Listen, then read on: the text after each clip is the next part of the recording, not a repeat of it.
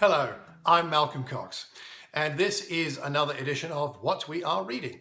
And what I'm reading at the moment is this terrific book, The Search for God and the Path to Persuasion by Peter May, all about how we can be more effective at persuading people to listen to us, explain the gospel, and also be more effective at persuading people of the gospel. Today we're going to look at one particular aspect, which I suppose we could label jargon, images, metaphor, and pictures and that kind of thing. So he quotes Billy Wilder, the film producer, who said, "I have a vast and terrible desire never to bore an audience." And perhaps you've been in situations rather like me.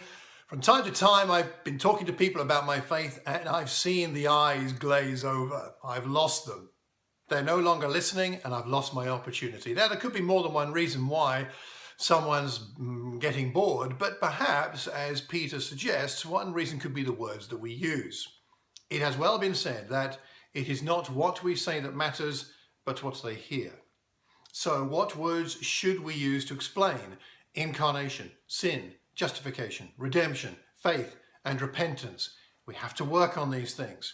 We need sparkling illustrations to carry these ideas. For instance, I like to explain the incarnation of Jesus as being the human face of God, and sin as self-worship. I describe redemption in terms of buying and restoring a damaged antique. And I always explain faith in terms of trust.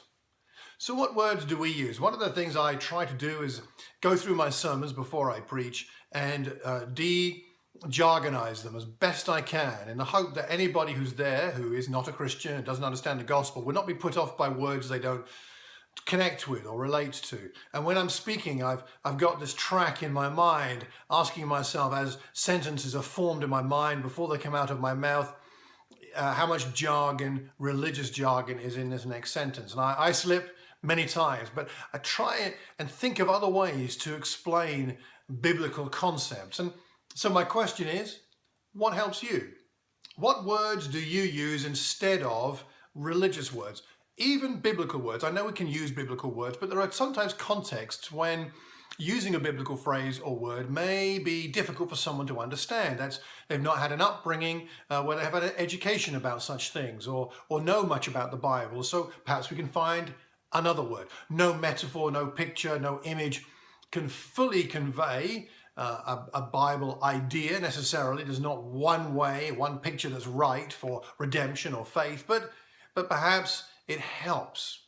So, do you have favorite images, favorite metaphors that help to explain a key biblical concept?